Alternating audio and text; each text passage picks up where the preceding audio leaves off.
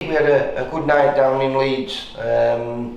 We had obviously Josh Warrington top of the bill, but we kicked off the show. With a kid that I've not really seen too much of. I know you've not seen him, but we've heard good things from Nick Manners, and he delivered. Mally Wright was yeah, listen, cracking. that's up there with one of the best debut fights I've ever seen, because you know, the kid who come, obviously his record's not great. He won 2 and lost 6, but I've seen him put performances on, and he tries to win. And cruiserweight as well. Yeah, he wasn't a journeyman who come to just get through and fight next week. He comes to win, and for your debut, and especially with the pressure of it being on football stadium, or sorry, rugby stadium thing, there was a lot on him, and he delivered, and he smashed him up, and you know, the kid just didn't want to come out after the 3 rounds. I don't blame him actually. Yeah, I don't blame him. It was vicious. He took a panning, and you know what? I ain't seen Mally fight, and it wasn't what I was expecting. He was a lot more aggressive, but controlled. He's going to be a good fighter, him. I think he is, mate, because he's so chilled out. He's a bit like Lyndon Arthur. He's very relaxed, and you think, oh, he's going to be that type of fighter. But from what he showed there, that was just confident kid as well, and you know. I think he's getting on a little bit. Is he 27? I think he is. Yeah, and you know, he wanted to be chief support to Josh last night. He thought he was. Yeah, he thought he was. Yeah, he actually thought he was main event, but that's another thing. No, listen, he delivered, and we're gonna have some fun nights with Mally Wright, that's for sure. Yeah, and then we had another kid. Again, you see, you don't tell me anything. Another kid that you signed from Leeds, Brandon Sansfield. Yeah, who had a good performance. Yeah, it was the first time I've seen him, and you know, MJ Hall is a proper good journeyman, and he is trying to get through for next week, because he's probably fine for the next six Saturdays, and he really got stopped last night. I've had a few managers on moaning at me because they need him on the shows, and you know, to be honest, I didn't think Brandon would have done the job on him he did last night. He didn't stop him, but on 2 or 3 occasions he looks like he was going to do, even in the first round. So for a 2-fight novice like Brandon, again on a big stage with a lot of pressure on him, sold about £40,000 of tickets. Yeah, to go and beat him up the way he beat him up, you know, I've had experience fighters fight at MJL and not be able to land the shots on him that he did there. So that was a good performance, and it makes you start thinking that you can do something with him as well, and you know, obviously he's only young as well, you know. Yeah, obviously we'll be signing a few of the Yorkshire kids, and having like Reece Mould over in that area, whether it's going to be Doncaster or Leeds, we can start doing shows over there with good talent on. And then obviously a little bit of an upset, well, not an upset, but a disappointment for us. Zaheen Hussain against Hopi Price. We knew it was a big ask of him, but he got caught early on in the, I think it was the end of the first round, wasn't it? It was virtually after or just on the bell, that, you know. I think he had switched off and he got caught with a big right hook, I think it was, and it definitely took the legs out of him. So like you say, he was always going to be a big ask for him, and it was a fight that obviously he was the underdog, but we felt if he got through the first 6 rounds, it could have turned into his fight, and that's what we wanted. And he started off tentative. We knew it would be a bit of a chess match early doors, and we wanted that because we wanted to get through them. I mean, up to the end when he got hit, he weren't a great fight, but that didn't bother us. We just wanted to get through those early rounds, and then take him into deep water. Obviously the second, when there was an hand clash, and I think Opie got that little cut on his eye, and I hadn't realised what had happened to Zahid, but he had a massive big cut on his forehead, you know. Just a shame that we didn't get into those later rounds, but you know, that's boxing, and well done to Opie Price. Well, I know Max Hughes isn't one of our fighters, but he used to be with us. Yeah. That was a great night for him. Over the moon. You know what I mean? He's like an Anthony Croller, and he's just a lovely fella. And I made up for him. But what what a performance from him. I mean, I watched the fight. I think you watched the others in the changing room, and I've not seen him put him down, but he's won 120, 107 on 2 cards, so he must have put him down somewhere. I don't know. It was just a very dominant performance. I missed it, but quality boxing money. You know what I mean? He boxed his way to an IBO world champion. Fantastic, really made up for him. You can't be a nice lad. He wants to go to states now. Right. Challenge Devon Haney, doesn't he? Right. So, like we were saying last night, this lockdown's ruined a lot of people's careers in boxing, but for him, he's just flew through it, and you know, it's been absolutely brilliant for him and made up for him, yeah. And then, like I think we spoke about before, it was Josh's night. The crowd it was absolutely hammered. Everyone, it was full. It wasn't an empty seat in the house. Yeah. The lights were all there. He's a massive long ring walk. Yeah. He gets in there, and you know, he was looking good. He was looking like.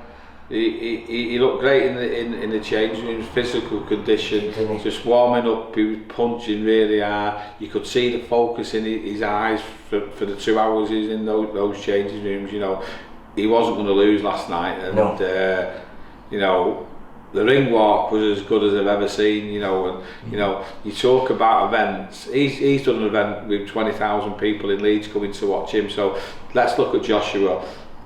That's an event, and they come from all over the country because it's an event and he's a big heavyweight. But that was special last night because they'd not come because it was just a big event. They'd come because it was Josh Warrington. So for him to do that is special, and the atmosphere was brilliant. The first 2 rounds was fantastic, wasn't it?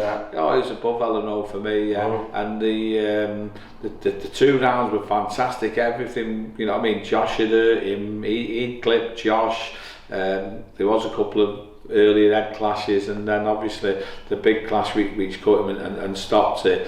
Kind of took the shine off it. I know Josh was disappointed, and I'm sure all the crowd were. Like, obviously we thank him for coming out in the droves for him, but things like this happen in boxing, and you know, I was a bit gutted myself, but when I look back on it now, no, it's happened, and from our point of view, certainly my point of view, because it was a big decision for us all to take the rematch. It was probably the only decision we had, but you know, a lot of people were saying he's stupid, you shouldn't go back in with that, you don't need that, Josh is a big ticket seller, but he's a proper man, and then he had to like fight him to redeem himself, and there was nothing else for him to do. So he's done that now. We could have the rematch, we may have the rematch, but he won't be next because, you know, Josh is 30 now, and he's only just done 2 rounds, and so that kid's going to be out for 4 or 5 months. You're getting through to the early part of 2022, you won't be able to do a stadium, so the weather's better, so it'll be like 9 months when Josh is out, and he's got his career to be going on with, and so you know, as far as I'm concerned, you know, we move on, but I know Josh Warrington will want to fight him again, and you never say never, so it might be that we have 1, 2 more fights, and then we go again with Lara, or you know, we hopefully we're back world champion, and we get a big fight in America, so we'll just have to see what happens, but he did redeem himself. I was going to say, you've got to be, I mean, we was all worried, weren't we? We was all worried, we weren't sure. And I know it was only 2 rounds, but I think those 2 rounds proved that actually that was just a bad night at the office the last time they fought. Well, it was, and we know it was a bad night, and there was a lot of reasons for it, but as I say, Josh took it like a man because he's a proper man, and we made no excuses, and I think there was a lot of people surprised that we went straight back in the rematch, and for myself, I felt a lot of pressure because I was part of the decision process of doing that. If it had gone wrong, you know, some of the blame would have been on me, and obviously you didn't want that, but I had complete faith in Josh's ability to turn it round, and I think even though we only got 2 rounds of it last night, it shows it was the right decision, and I'm hoping Josh hasn't woke up this morning feeling like he was feeling last night, a little bit let down, because you know, it's been done, nothing's going to change, and I think he showed the people of Leeds who love him that he has got a pair of colones, and he's got straight back in. And do you know what? I was screaming at him not to be getting involved in a fight, and you can't help himself. You know, he's working lovely behind the jab, but then he's got to get in and have a fight. And I knew he was going to do it. I didn't think he'd do it as early as that, but you know. Just one of those things, isn't it? But like he said, I think he's got to put a few demons to bed in his own head now. And so, like I said, if he can't go straight in with him again, which is not going to happen with that cut, he can move forward. And do you know what? A lot of people would have watched that first fight. I know they did, and people have said it to me, and they said it to people who told me they just thought Josh had become an old man overnight, and you know, 18 months out of the ring, and he's had a lot of. I mean, I don't see some of them. He's had tough fights, but no, the hard fights. He takes a lot on his gloves, Josh, and. You know, he's saying those hard fights have took it out of him. He's shot, and you know he's not going to last 2 rounds with Lara. But you know, he proved last night that he's not a shot fighter. He's not a spent fighter. He just had an horrible night back in February, and he was going to be a great. I no doubt in my mind that the next 4 or 5 rounds would have been sensational. The first 2 were great for everybody. Josh should have got a stoppage. It'd have been the happiest 20,000 people you've ever seen, and it's a shame that was took away from us, but it's happened now, and you know, there'll be other big nights in Leeds with Josh Warrington, and I've been privileged to be part of a few, and I'm looking forward to the next ones now. And then he came in and had a word with him afterwards, and he was all positive, wasn't it? So which is good. Yeah, listen. Eddie's a chip off the old block, and Barry's a very clever and astute man, and I think Barry had phoned him up and said to him, listen, it's not as bad as you think this, and you know, that's how it is, and that made me feel a little bit better as well, because he's an experienced guy, Barry, and you know, let's not dwell on what happened. He ain't going to change. It's just unfortunate. Nobody wanted that to happen, you know, but he did, and we move on now, and the Josh Warrington story is not finished, mate. Nice one. Cheers. Steve, it's a pleasure. Take care. Bye. For all boxing info, news and latest interviews, amateur and pro, across the north, click and subscribe. VIP Boxing Promotions. Also Twitter, Instagram and Facebook.